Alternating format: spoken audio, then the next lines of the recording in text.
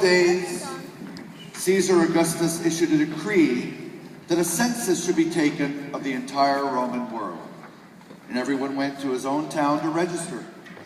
So Joseph also went up from the town of Nazareth in Galilee to Judea, to Bethlehem, the town of David, because he belonged to the house and line of David. He went there to register with Mary, who was pledged to be married to him and was expecting a child. While they were there, the time came for the baby to be born, and she gave birth to her firstborn, a son.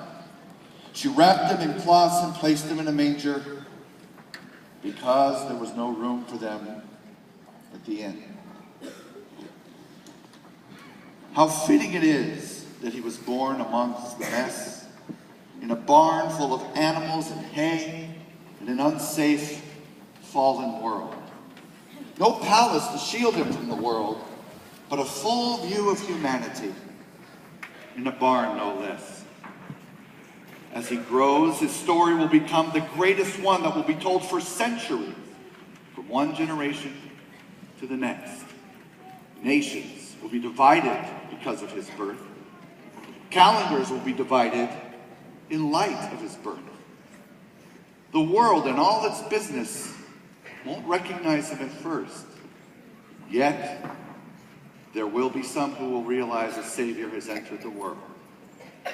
He will see the hurt, the anger, the pride, every hidden shame and frailty, and yet, he will still love.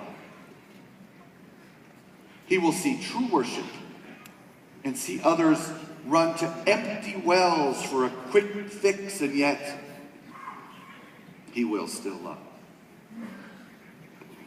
When people read about him, they won't see a king's way of life, yet he will be called the King of Kings. No crown was bestowed upon him, yet he will die wearing a crown of thorns as he gives his life so that we may have an eternal one, a real life. Yes, you will hear the words, "This is my son whom I love. In him I am well pleased." Pleased he is indeed. Yes.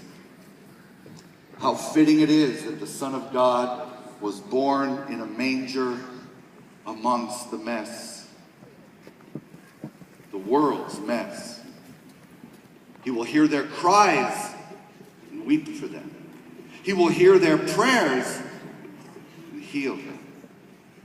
He will die a cruel death and rise again for them.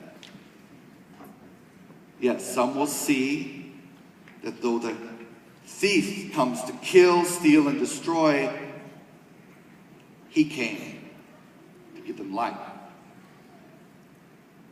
Just as the prophet foretold, the Lord will give us a sign. The virgin will be with child and will bring forth a son, and will call him Emmanuel, God with us.